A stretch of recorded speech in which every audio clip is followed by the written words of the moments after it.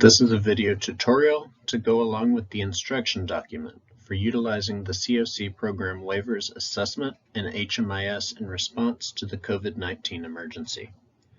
The full guidance is available in the Austin-Travis County Continuum of Care Interim Record Keeping Standards and Operating Guidance during the COVID-19 Emergency Policy and Procedures document, which can be found along with the accompanying instructions on the ECHO website. The following interim guidance ensures accordance with Title 24, Section 578 of the Code of Federal Regulations. Agencies must establish standard operating procedures that ensure that Continuum of Care or CoC program funds are used in accordance with the requirements of 24 CFR 578 and that sufficient records are maintained to enable HUD to determine whether the agency as a recipient or subrecipient is meeting these requirements.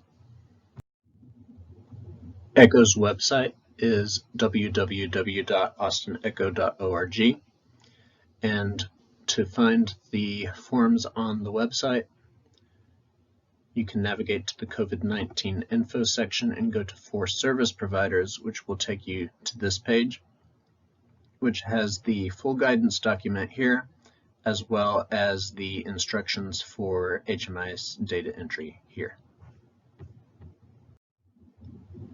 So our first step will be to log into HMIS. So go ahead and do that. Please remember to not save your password in your browser.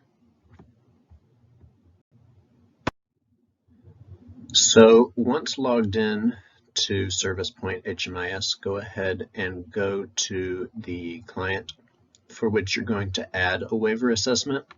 I'm going to go ahead and navigate to a test client. So once you have gone to the client profile that you need to add an assessment to, you will navigate to the Assessments tab on that page.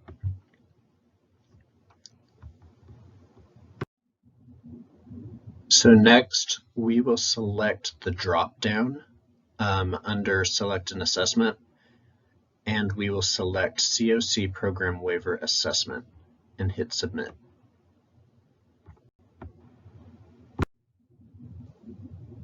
Once you've selected CoC Program Waiver Assessment, the first thing will be to add the date that your agency was first approved to begin using these waivers due to COVID-19.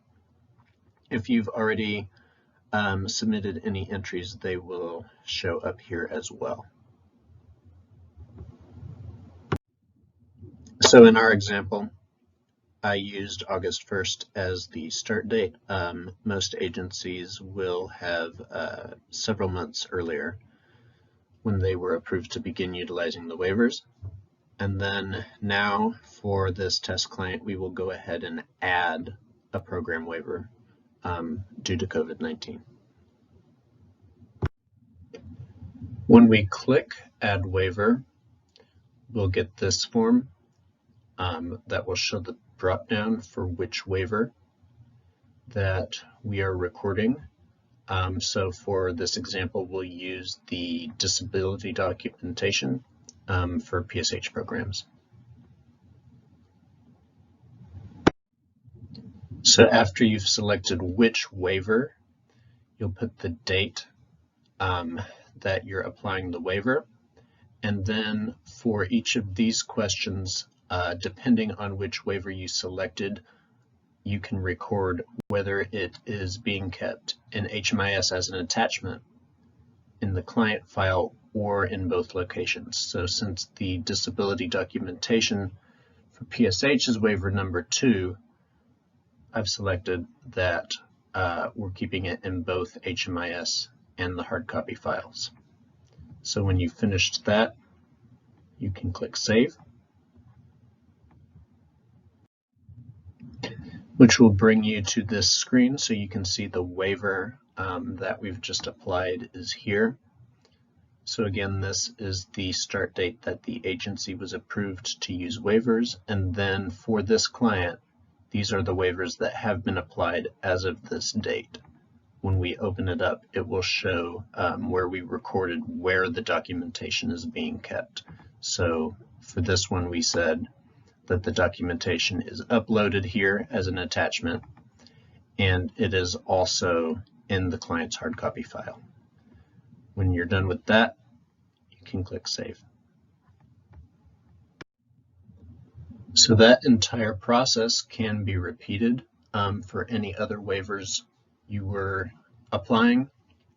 So you would go back to the assessment and you could add another waiver for that client.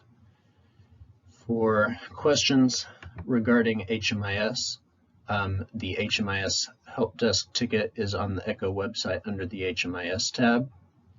And for further technical assistance, you can contact the Community Planning and Partnerships Department at ECHO. And our emails are